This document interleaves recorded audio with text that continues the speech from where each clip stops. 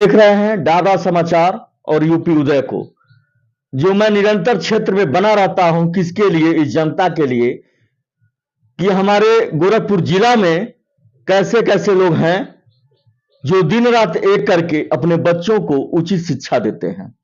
आप लोग लाइक और सब्सक्राइब कीजिएगा हमारे चैनल को। जो इस तरह की भावना रखते हुए मैं मनोज मिश्रा निरंतर क्षेत्र में बना रहता हूं, कहने वाली बात नहीं, आप लोग देखिएगा। क्योंकि कितने लोग ऐसे हैं जो टकटकी लगा करके बैठते हैं कि मनोज मिश्रा आज कहां गए हैं कवरेज करने, मैं भी चलूं। मेरे भाई, मैं बता देना चाहता हूं, अगर आप लोग को कवरेज करना है तो ऐसे ऐसे लोगों के बीच में बनिए जहां मैं पहुंचता हूं, हर लोगों के विषय में मुद्दा उठाता हूं कि लोग कर क्या रहे हैं। जो मैं इन बच्चों को दिखाने जा रहा हूं, एक जमीनी स्तर से वह व्यक्ति उठा है और आज वह दिन रात एक करके वो कमा रहे हैं और पा क्या रहे हैं इन बच्चों को। जो इन बच्चों का एक हौसला बुलंद है कि इसको देखते हुए अपने पिता के मंसूबों पे चल रहे हैं। वो जो पिता इनका दिन रात एक करके पैसे कमा रहा है, अर्जित कर रहा है। यही बच्चे असली में कमाई, यही बच्चे हैं जो उनके सभी जो भी वो सोचते हैं माँ बाप उनके इशारे पे चलते हैं और उनके सोचे हुए नियमों को पालन करते हैं, नियमों का पालन करते हैं। मैं धन्यवाद करता हूं इन ऐसे बच्चों को। जो मैं बात किया इनसे तो इनकी सोच अच्छी लगी तो मैं कवरेज करने के लिए आया। यही बच्चे नाम रोशन करते हैं और अपने माँ और बाप का। बेटा अपना नाम बताओ। मेरा नाम है नंदनी यादव, मैं भरौली से हूँ, जिला गोरखपुर। मेरे पापा का नाम है मिस्टर पन्नेलाल यादव, मेरी माताजी का नाम है मिसेस संगीता देवी जी। बेटा आप ये बताओ, शिक्षा के क्षेत्र में जब आप मेडल पाते हो तो आपको कैसा लगता है अपने माँ बाप के प्रति?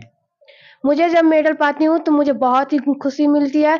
मेरे से खुशी मेरे पिताजी को मिलती है, क्योंकि वो बाहर बहुत मजदूरी करते हैं, परिश्रम करते हैं बस मेरे लिए और मेरे भाई के लिए। जी। अभी ने कहा आपने अभी कहा अपने पिता के बारे में मजदूरी करते हैं, लेकिन कहीं ना कहीं बेटा उनकी कमाई जो है, आप लोग हो जो आप लोग परिश्रम करके अगर मेडल पाते होगे तो आपको कैसा लगता होगा आपके पिताजी को?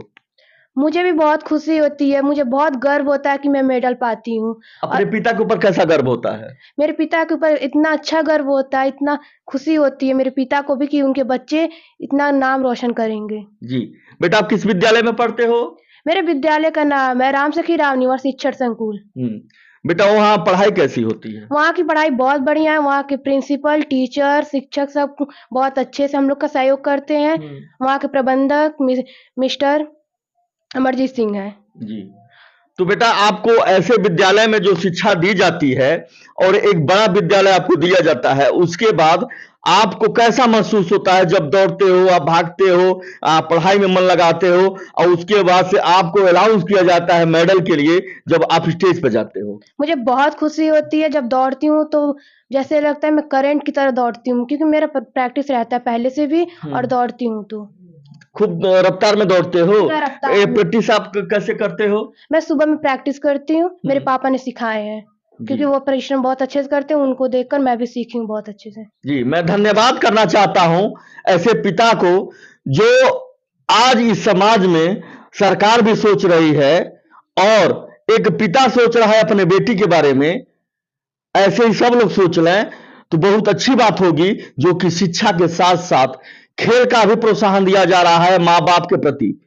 ये बहुत अच्छी बात होती है और यही चीज समाज में एक उद्देश्य होता है और एक अच्छा रास्ता दिखाने का बच्चों के लिए लोग प्रेरित होते हैं कि हमारा बच्चा किस तरह का मेडल पाए, हमारा बच्चा किस तरह का हम लोग का नाम रोशन करे। जो अभी बच्ची ने बताया है राम सखी राम निवास विद्यालय में पढ़ती है भरौली में, वो विद्यालय भी बहुत ही अच्छा पोजीशन पे है आज इस समय कि जो परचम लहरा रहा है शिक्षा के क्षेत्र में भरौली विद्यालय, और उसमें अब बच्ची मेडल पाई है। इतने बच्चे हैं, उस बच्चों के प्रति अगर इस तरह से लगाव है तो बहुत अच्छी बात है। निरंतर बने रहिए आप लोग मनोज मिश्रा के साथ। जो मैं बता रहा हूं अब मैं बच्चे के पास पहुंचूंगा, वो बच्चा भी बहुत तेज है पढ़ने लिखने में। बेटा अपना नाम बताओ। My name is Akhilesh Yadav. जी। किस क्लास में पढ़ते हो बेटा? थर्ड। थर्ड में पढ़ते हो। बेटा आप मेडल वेडल आपको भी मिला है? कहाँ पे पढ़ते हो? राम सखी में। राम सखी राम निवास में दीदी के साथ अपने? ठीक है, यानी जब दीदी शिक्षित है, मैं बता देना चाहता हूं, जब बड़ी बहन शिक्षित है तो उसका छोटा भाई तो शिक्षित होना ही होना है। और अच्छा लगता है मुझे कवरेज करने में, जब ऐसे ऐसे बच्चों के पास मैं बैठता हूं और वह अपने इरादे बताते हैं और अपने हुनर बताते हैं कि हमें बनना क्या है। बेटा आप भी मेडल पाए थे? किस चीज में पाए थे बेटा? बास्केटबॉल में। बास्केटबॉल में। धन्यवाद बेटा। आप ये बताइए, शिक्षा के साथ साथ आप क्या सोचे अपने दिमाग में, क्या बनना है आपको? Army officer. आर्मी ऑफिसर बनना है? क्या बात है। बताइए, मैं धन्यवाद करना चाहता हूं उस बच्चे का जो अभी से यह सोच लिया है कि मुझे आर्मी ऑफिसर बनना है। क्योंकि जब अगला अपना टारगेट सोचता है तो अच्छी बात यह होती है कि वो अपने टारगेट में सफल आता है। बाकी आज के डेट में लोग मोबाइल में लगे रहते हैं, टिकटॉक में लगे रहते हैं, तमाम चीजें आती हैं सोशल मीडिया पे, उसमें लगे होते हैं। लेकिन मैं धन्यवाद करना चाहता हूं इस बच्ची का और बच्चे का कि जो एक सोच अपनी रखे हुए हैं कि मुझे करना क्या है। बेटा ये बताओ, अपने उम्र के बच्चों को क्या आप उद्देश्य देना चाहते हैं? अच्छा। ये बताइए, मोबाइल देने का उद्देश्य देना चाहते हैं, पढ़ने लिखने का उद्देश्य? पढ़ने लिखने का। पढ़ने लिखने का। जो सोशल मीडिया पे लोग आज छाए हुए हैं, जो लोग पढ़ना लिखना नहीं चाहते हैं आपकी उम्र के, उनको क्या निर्देश देना चाहते हैं कि वो क्या कर सकें? अच्छा कर सकते हैं। अच्छा कर सकते हैं अगर वो पढ़ें लिखें, आपके जैसा वो टारगेट बनाएं कि हमें आर्मी ऑफिसर बनना है या डॉक्टर बनना है या पुलिस वाला बनना है, तभी कुछ कर सकते हैं। सही है ना? हाँ। ठीक है बेटा, आपको क्या बनना है? मुझे जिला कलेक्टर बनना है। जिला कलेक्टर बनना हाँ, है? क्योंकि मेरा भी मान्यता है कि जिला कलेक्टर में भी अच्छा रहता है और मेरे पापा भी चाहते हैं मैं जिला कलेक्टर बनूं और मेरा सपना है उनका नाम रोशन करूं, वो क्योंकि वो बहुत परिश्रम करते हैं मेरे लिए और उनका भी यही सोच है। जी धन्यवाद। मैं करना चाहता हूं पन्नेलाल यादव को कि जो आपने इस तरह का शिक्षा दिया है बच्चों को, एक हुनर भरा है। यही बच्चे आपके भविष्य हैं जो एक दिन परचम लहराएंगे और आपका भी सीना चौड़ा होगा जब आप गांव के रास्ते निकलेंगे, जो अपने क्षेत्र के रास्ते निकलेंगे। क्योंकि यह बच्ची जो है कलेक्टर बनने का अभी ठान ली है, यह बच्चा आर्मी बनने के लिए ठान लिया है। ये तो कहीं ना कहीं आपकी यह परवरिश बोलती है और आपकी पत्नी का परवरिश बोलता है कि जो इस तरह से पिता अपने बच्चों को शिक्षा देता है। मैं पन्नेलाल यादव की बात कर रहा हूं, जो मैं दिखा रहा हूं ग्राम सभा भरौली है और गोला तहसील का मैं दिखा रहा हूं।